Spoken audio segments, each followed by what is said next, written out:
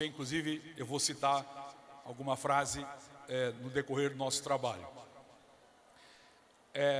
Essa página começa com uma pequena redação, se eu fosse professor. Também vocês encontram lá no site uma bibliografia sobre a questão da disciplina e indisciplina. Tem vários materiais sobre disciplina e indisciplina, gestão de sala de aula, enfim, se alguém tiver interesse. E o último arquivo lá da pasta chama Citações, onde eu disponibilizo as citações dos autores que eu vou aqui utilizar. Então daqui a pouco tem a citação de um autor, se você gostar, não precisa copiar, as citações vocês encontram lá nesse arquivo, inclusive citações de outras palestras também. O que eu vou trabalhar aqui perpassa alguns dos meus livros, porque é uma temática bastante complexa, construção do conhecimento, planejamento, coordenação do trabalho pedagógico, particularmente essa questão da disciplina e indisciplina. Esse livro, inclusive, é publicado pela Cortez. Ele tem um anexo onde eu coloco uma construção coletiva do projeto disciplinar. E algumas das reflexões que eu vou fazer com vocês estão nesse meu mais recente livro, Currículo, a Atividade Humana como Princípio Educativo. Aqui eu destaco dois conceitos. O conceito de imprint escolar, aquela estampagem que a escola fazia antigamente, logo no começo do fundamental, não sei se vocês lembram. De um modo geral, na educação infantil, a gente estava bem na foto, né? Trabalhava com projetos, sistemas geradores, estudo do meio, parquinho, rodinha, o lúdico muito presente. Mas como é que era a história? Quando chegava no primeiro ano, qual era a conversa? Lembram? Agora é sério, agora é para valer, acabou a rodinha, acabou o parquinho, acabou o lúdico, né? Um aluno atrás do outro. Essa história de ter um aluno atrás do outro, logo no primeiro ano do fundamental, vocês acham que ainda existe ou é coisa dos séculos passados? As pesquisas revelam, gente, é o que mais existe. Agora notem, como uma criança viva, curiosa, como toda criança que não foi estampada ainda, que não foi sufocada ainda, de 6 anos, vai aguentar 200 dias, 800 horas, vendo o pescocinho do colega da frente. É muito delicado isso. Aí, eles dizem que os meninos têm, como é que chama? Déficit de atenção, hiperatividade. É uma coisa, não se revê a própria prática curricular. Peguei muito pesado de início? Tá ótimo. E o outro conceito é o conceito de zona de autonomia relativa, que daqui a pouquinho eu vou desenvolver com vocês. Por coincidência, segunda-feira vai ser o lançamento desse livro, A Quem Interessa a Democratização da Escola, publicado pelas Outras Letras, que eu escrevo junto com o professor Danilo Gandim, Pablo Gentili e Vitor Paro. E segunda-feira, às 19 horas, nós vamos estar lá na Cortez, encontrando os amigos que desejarem. Percorrendo um pouquinho o país, eu tenho encontrado alguns professores um pouco desanimados. Alguém de vocês já viu, teve notícia de algum professor um pouco desanimado? Parece que na Dinamarca tem um ou outro professor assim, né? A partir disso, então, eu preparei esse pequeno texto para não desistir da docência. Se alguém quiser, é só pedir pelo e-mail. Professor, o texto para não desistir.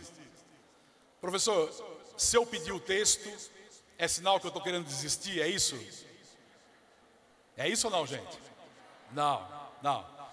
Vocês sabem que esse grupinho que está desistindo é um grupinho pequeno, mas muito pegajoso. Eles ocupam muito espaço. Nós vamos voltar a falar sobre isso. É preciso fortalecer para poder enfrentar.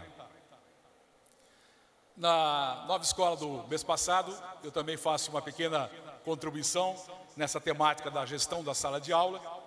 Só que vocês sabem, né? Você conversa 1h30 com a repórter, depois sai 3 linhas lá. Mas pelo menos não saiu nada distorcido do que eu falei. Se vocês quiserem me achar no espaço virtual, vocês sabem procurar no Google, no YouTube, particularmente sobre essa temática da gestão de sala de aula, tem vários materiais aí.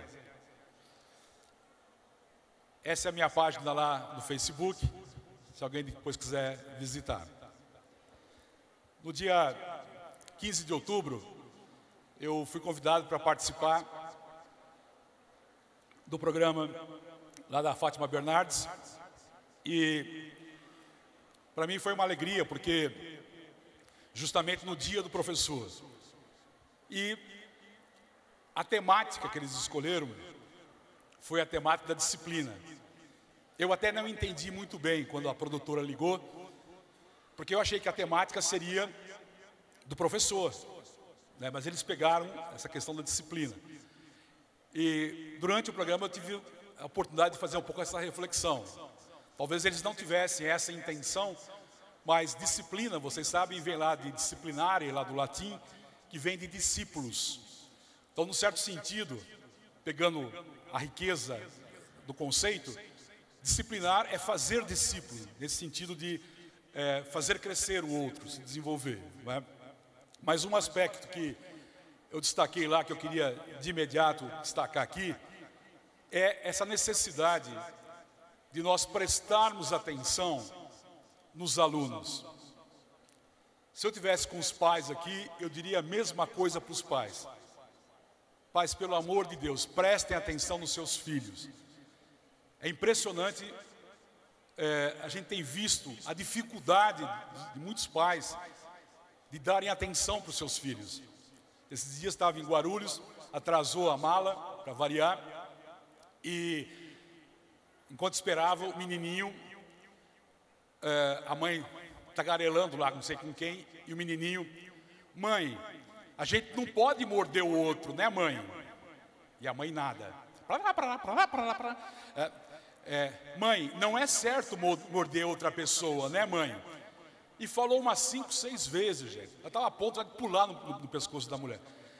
Quer dizer, a criança ali, revelando, né, a gênese do desenvolvimento moral, momento importantíssimo, e a mãe nem percebe. Quantas vezes também a gente vê essa situação, em aeroporto também, que a mãe toda empiriquitada, com 2, 3 celulares, falando lá o tempo todo, não sei com quem, e o filho do lado, fazendo questões interessantíssimas. Mãe, o avião tem motor para trás? Como que ele... E a mãe nem ouve a pergunta. Então a gente vê essa dificuldade.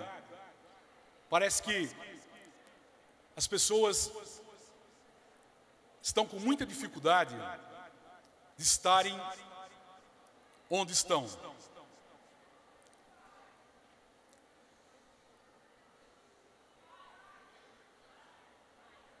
Oi?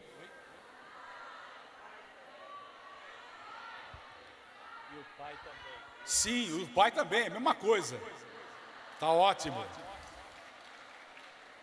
É a mesma coisa, é o mesmo, infelizmente é o, né, do mesmo time. É que normalmente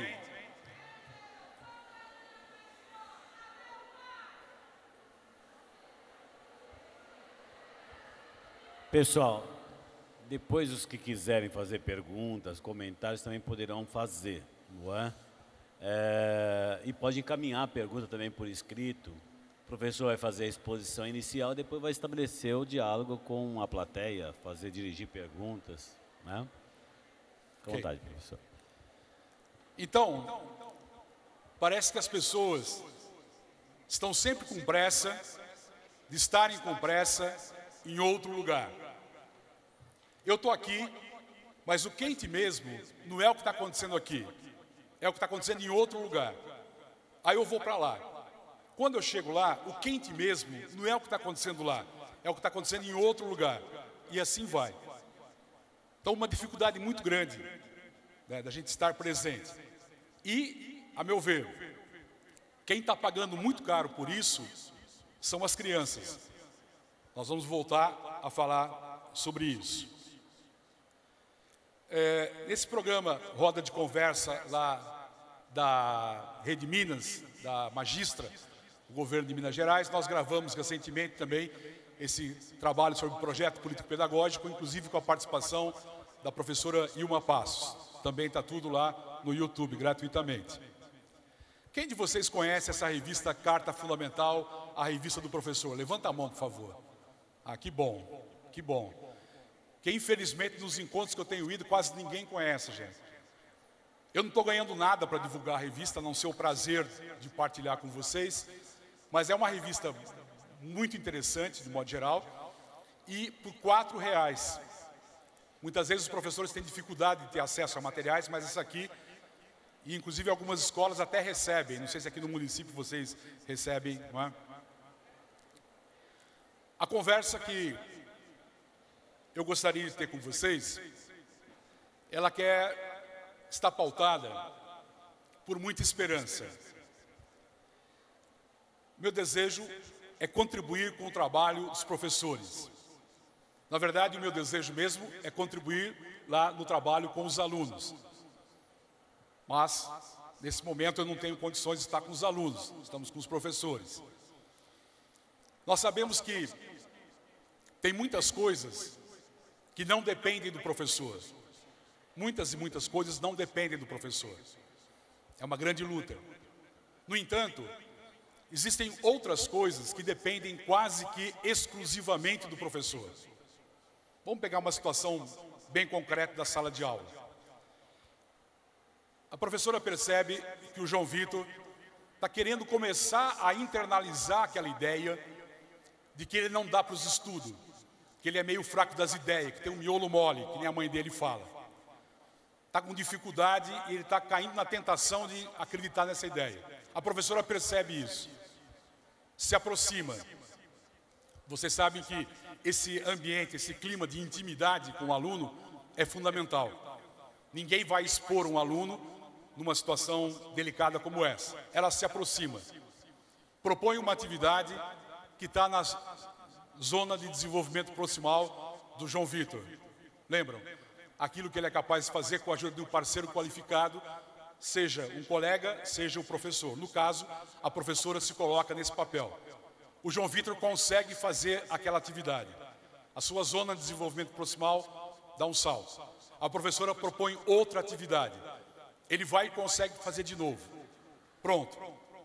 Você pode estar desviando uma rota que seria muito delicada, que seria uma rota de internalização dessa visão de que ele não é capaz de aprender. Você sabe que muitas vezes o aluno não aprende, não é porque ele não tem competência, não é porque ele não tem conhecimento prévio. Muitas vezes ele não aprende porque ele está convencido por uma série de fatores de que ele não é capaz de aprender. Se o professor não fizer isso, ninguém pode fazer isso por ele. Então vejam, tem alguns momentos que a intervenção do professor é absolutamente fundamental. E às vezes, o próprio professor não está conseguindo valorizar o seu trabalho. Há professores que não têm noção da importância do seu trabalho. Quem tem filho pequeno em casa sabe. Os filhos dizem, não pai, foi a professora que falou. Não pai, foi o professor que falou. Não é? Mas às vezes o próprio professor não tem essa dimensão da importância do seu trabalho. Só que eu quero fazer isso não através de palavras fáceis, de discursos demagógicos, de elevação de autoestima, entre aspas. Seria muito fácil para mim vir aqui, falar palavras bonitas e gostosas, falar coisas que talvez alguns de vocês queiram ouvir, ser muito aplaudido, vender muito livro, mas eu não sei se é assim que de fato a gente ajuda o magistério e os nossos alunos. Eu quero fazer isso através de elementos teóricos, metodológicos e práticos, rigorosos, que ajudem a superar o senso comum tão presente na educação escolar. Toda profissão tem uma dose de senso comum. Mas eu não sei se existe alguma outra profissão regulamentada que tenha uma dose tão grande de senso comum quanto o magistério. Uma coisa que confunde muito a definição da identidade do professor é aquela questão de ensinar alguma coisa a alguém, isso qualquer membro da espécie sapiens sapiens é capaz de fazer, e ensinar os saberes necessários a todos. Ensinar algo a alguém, qualquer um faz. Ensinar os saberes necessários a todos é coisa de professor, é coisa de mestre, é coisa de profissional. Por exemplo, o sentido daquilo que está se ensinando. Há professores que, quando você pergunta sobre o sentido do que está ensinando, estranham a pergunta. O professor está ensinando alguma coisa, fala: professor, por quê? Para quê? Qual o sentido? Qual o significado? E o professor fica surpreso. Ora, se ele está ensinando algo, deve ter um sentido. Aí muitas vezes qual é a resposta? Ah, mas eu sempre ensinei isso. Sim, mas por quê? Para quê? Qual o sentido? Ah, mas faz parte do programa. Sim, mas por quê? Para quê? Ah, é pré-requisito para o ano seguinte. Por quê? Para quê? Cai no vestibular. Quer dizer, tudo isso que ele falou pode ser verdade, mas não revela o sentido próprio daquele objeto de conhecimento. E notem, isso não é culpa do professor, porque muitas vezes esse professor que hoje está fazendo isso, também na sua formação não teve esse sentido revelado. Outro exemplo, o processo de aprendizagem do aluno. Há professores que não dominam esse processo de aprendizagem, não conseguem ter uma compreensão de como é que se dá essa aprendizagem. Vocês lembram lá do Chicó, do Alto da Compadecida? Qual era a resposta básica dele? Não sei, só sei que foi assim. Então, parece que alguns professores também respondem assim. Até quando a gente vai ter isso? Eu estou propondo aqui a gente fazer um movimento da epidemia de Chicó à epistemologia da prática docente. Ou seja, se nós somos professores, se nós somos educadores de profissão, se nós somos profissionais do ensino, é preciso que nós dominemos os fundamentos do nosso trabalho, nesse sentido. Como ofício, temos de saber mais sobre aprendizagem, como se processa, mas também como se quebra o desenvolvimento mental, ético, emocional, identitário, da infância submetida à barbárie e à exclusão, nos diz Miguel Arroyo, que esteve aqui com vocês. Então, o Miguel nos aponta essa necessidade de pensar não só os processos de aprendizagem, mas os processos de negação da aprendizagem que muitas vezes estão postos na sociedade e impostos à escola. Queremos transmitir muita esperança, fortalecer o ânimo, a potência do educador, a crença de que as coisas na escola podem mudar, apesar dos limites e contradições, tanto no campo social quanto educacional. A leitura que eu faço, de um modo geral, é que a nossa sociedade está organizada de uma maneira profundamente equivocada. Eu entendo que a nossa sociedade não está organizada para a inclusão, para a justiça, para a dignidade, para a paz. Há uma lógica perversa que vai sendo reproduzida. É claro que a realidade é contraditória, mas muitas vezes o movimento hegemônico é um movimento de desmonte. E